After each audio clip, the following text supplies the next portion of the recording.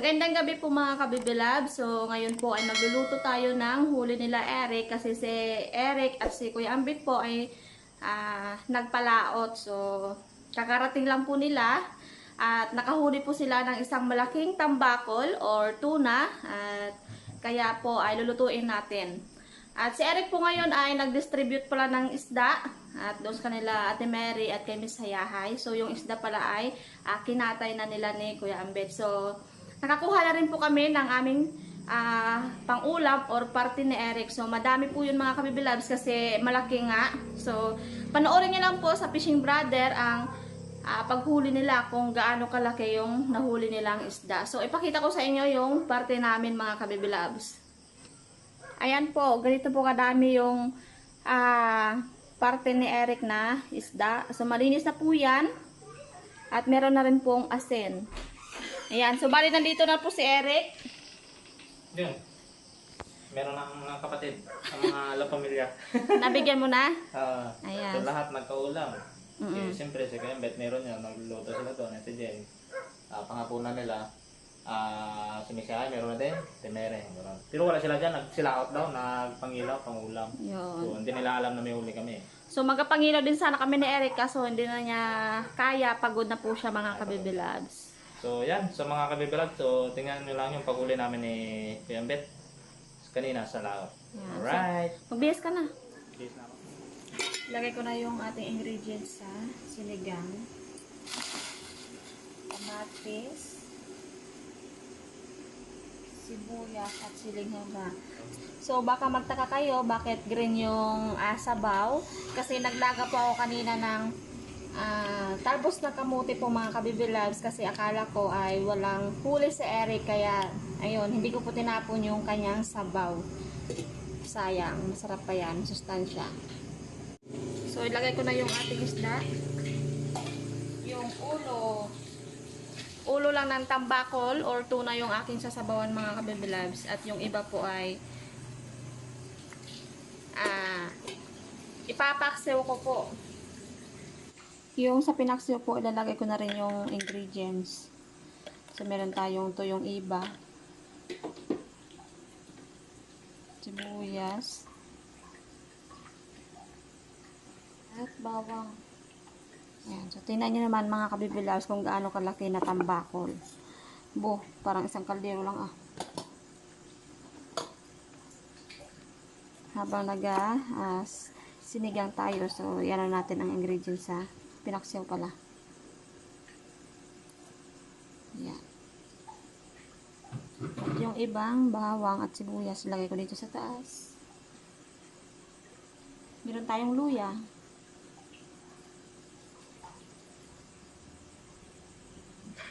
So, maglalagay pa ako ng kaunting asin mga kabibilabs.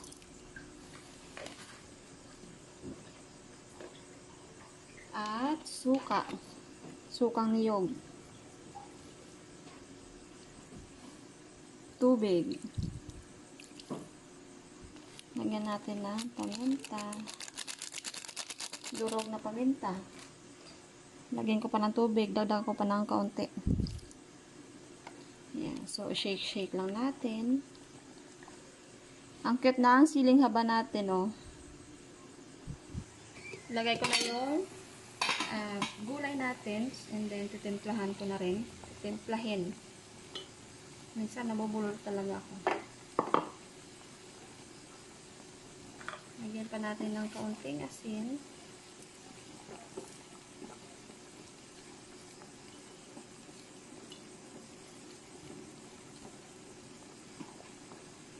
Takpan para pag kumulo ay luto na yan.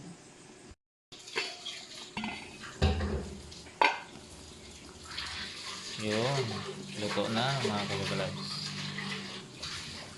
Next, yung pinaksiw. So, hahanguin na po natin. Sinigang na ulo ng tambakol. Uubusin natin yan. Alright, sabaw. Lagyan ng madaming sabaw. Sustansya pang sabaw yun kasi galing pa sa pinaglagaan ng talbos kamote, no? Oo. Yung kamatis. Kamatis. Masarap yan ang kamatis. Pinapapak ko yan. Kapag ano? Ang dalas mga ka-bebelag. Ang ating kalamansi. Oops! Malon pa. Yun.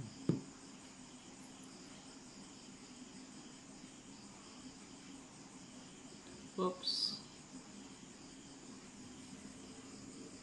Yung busol. Busol o buto. Buto. Ayan. Haluin mo. Masarap yan. Takam na ako. Yun. So, yung hinihintay po natin ay yung pinaksiw na lang. Kumulay na, ha? Ang taba nyo, Siyempre. Kaya nga hirap tabuhain eh.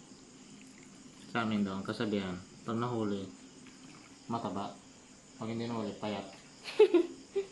Hindi para sa atin. ganun pala yun. Yan. Luto na po yung ating pinaksiw. So, kukuha lang po kami ng isang piraso kasi hindi naman po namin kaya ubusin. Wow! Ito na po yung ating sinigang na tambakol or tuna. At yung pinaksiw mga kabibilags. At ito pala yung aking nilaga kanina. Akala ko nga walang huli sila Eric. Ayan. With bagoong po. So, ngayon po ay kakain na kami ni Eric mga kabibilags. So, dalawa lang po kami ni Eric mga kabibilags at si Nana po ay nandito rin kaso hindi nga po siya kumakain ng isdang katulad dito, yung mga tulingan, tambakol, or yung mga hasa-hasa. So, balit, si Nana po ay kumain na rin po ng hapunan at ang ulam niya po ay ito din at meron po siyang isda na pinirito din po. At ngayon po ay pray na po tayo para makakain na ng hapunan. Okay, paano sa kanya? Pasanin ko na. Amen. So, tulog na po si Nana mga kabitulabs. At maaga po siya kumain kanina dahil pagod. At nagamas kami sa ni Ate Mary kanina. Sa palayan ulit. Kasi tinulungan ko ulit siya mga kabibilabs. Kain po tayo. Okay. Mga kasawan yan. Yummy. Di ba? Mahal ang. Yan.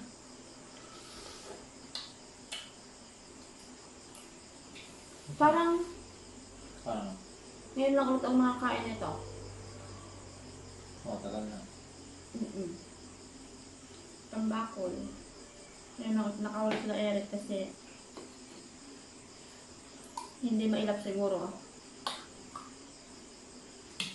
Katsambahan lang. Mahirap daw yan huliin eh. Yan ang may kuling ko lahat.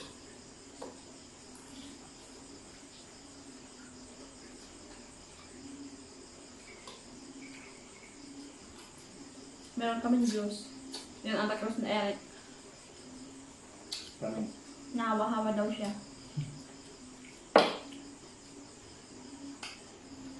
Oh, run out! Run out. Run out ko mga kabibilab. Ganun to dito yan.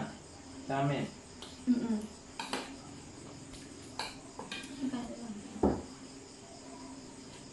So yan po. Ganito po sa amin. Kapag nag-burn out. Gamit flashlight lang. Pag kumakain. Yan sir. Or din kaming ilaw na pang liwanagan eh.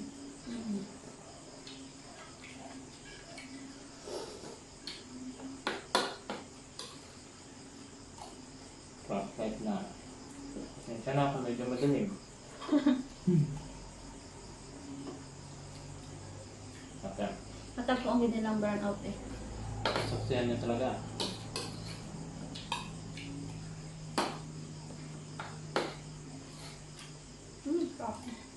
Ha? Ano pa? Kapag sinawa po kami sa Pilakseo, pwede po yan gagataan namin para kinabukasan. Ulit.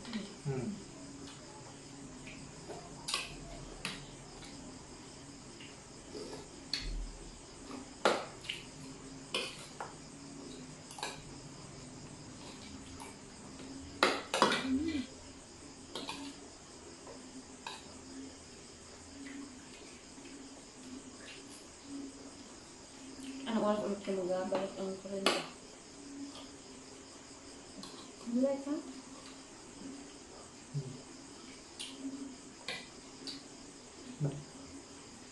Ulan.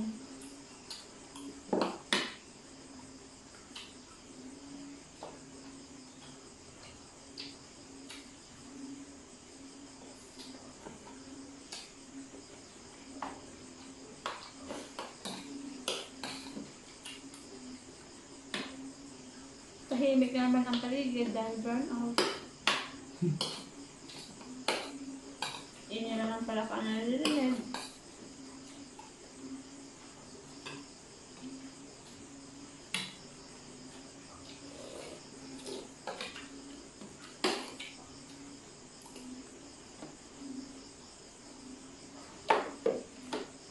Hmm.